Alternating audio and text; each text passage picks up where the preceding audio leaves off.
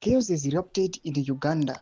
Panguva ino pari kuonekwa kunzi Yoweri Museveni anozivikanwa kunzi aiwa ava ne more than 4 decades ari in power. Panguva ino nhau dzema-elections dzekuuganda dziri kuchiridza again kuchionekwa kunzi he is fighting and panguva ino akatomira zvine simba kuti apinde again the next term. Sarabina mashoko anodanyugwa panguva ino ari kuonekwa kunzi aiwa zvinhu hazvina kumira zvakanaka. Ameno kuti muAfrica takambonyatso kumboitwa sei nema-leaders asingadi kubva unu paanopa subscribe or like on the bell icon. Tavani Mpofu anobuda anyora achiti presidential election updates. After all the chaos surrounding this election, are we really expected to accept M7 as a legitimate leader and buy into this sovereignty nywe without question? Anti-Mega, removing an illegitimate leader even through a coup is defensible. Arguing otherwise is rank stupidity packaged as constitutionalism.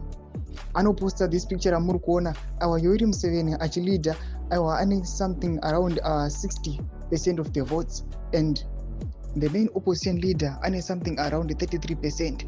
Chitiko zviri kuonekwa kunzi panguva inei vanhu havazo accepta aiwa this outcome. Chaos is erupted in the streets. Toona kuti panguva inei pane vamwe vatanga kuposta these videos amuri kuona kuti aiwa mastreets vanototanga kutoita maprotest vamwe vachiramba the outcome. Vamwe vanobuda vanyora vachiti Museveni days should be over. He should go home and look after his grandchildren and teach them his liberation history.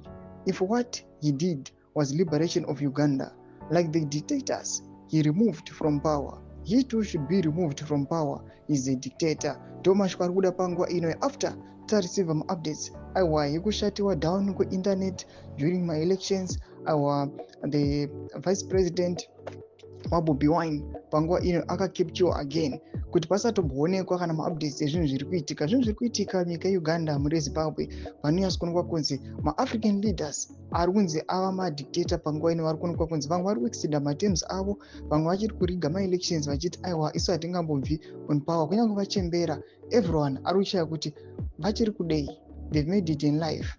Vakaluta kana ari ma-resources kana dziri mari ameno dzingani but they still want to cling on power. Penda comment section metu muzafunguro enyu matudi pamusoro pechitiko ichi. Subscribe or like, turn on the bell icon.